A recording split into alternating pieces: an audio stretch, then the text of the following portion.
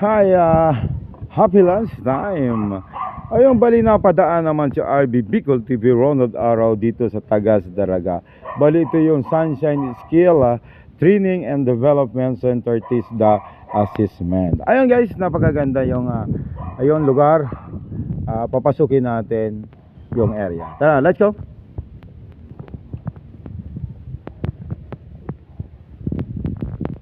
Halos first floor, second floor, third floor.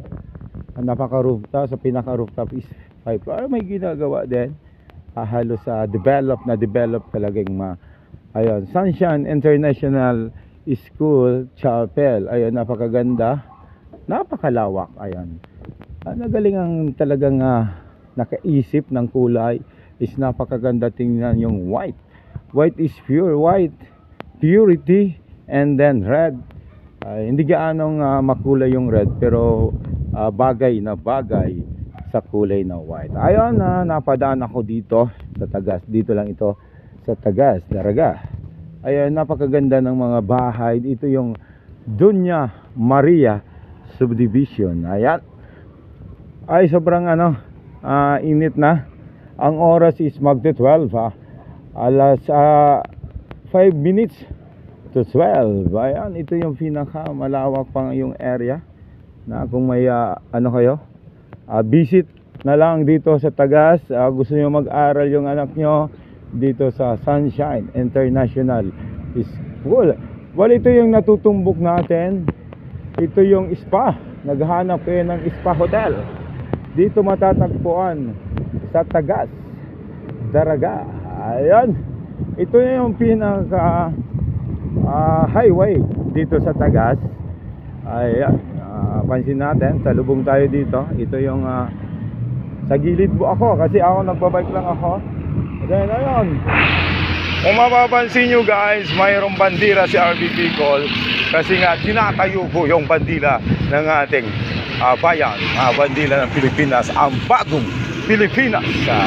Gusto ko mabago yung Pilipinas kasi nasasakop na tayo ng mga dayuhan, lalo na yung China, namamayagpag na dito sa Pilipinas. Nandun yung mga business nila. Kaso naman ang kukuripot ng mga incheck, ayun, lapitan mo, hindi ka naman talaga tutulungan. Ito, sunshine pa to. Then ito, mapansin nyo guys, may bulaklak ako kasi nga maghuhundas na. Is November 1, All Saints and All Souls Day. Ayan. Ay, grabe. Ito yung gusto kong puno, guys. Yung talagang malilim na malilim sa ilalim ng puno ng mangga. Ayan. Alam mo ba guys, ilang days din ako nagpahinga kasi nga yung phone ko is nasira. Yung si Christine, salamat, at si Paring Leon, hindi tayo nasalanta dito sa Bicol region. Yung may hardware din pala dito. Ito yung Chien Construction and Supplies. Ayan, Motolite, pang matagalan, sabi nila ang Motolite. And of course, ayun, nadaanan naman natin LCC Express Morgue. Ayun, shout out sa whole family of sino may-ari ng LCC. Ayun, mga Tan, family Tan, sa pangungunan ni Romy Tan. Ayan. Ayun, shout out din kay ito, yung dati kong nakasama, namamayagpag na sa ngayon. Sobrang mapera na to. Gumanda na yung bahay dahil sa naging contractor. Ito, nandun sa baba. Hindi ko napapangalanan. Ayan. And of course, Banex. Yung diesel pala natin ngayon is 56.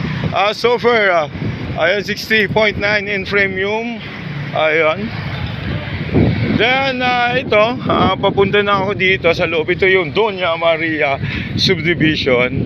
Ayun, bali natutumbok natin ang serbisyong ko. Ito ang totoo. Hindi lang, sa kabila pala ako yun. Dito ako. Ay, sorry. Ay, grabe.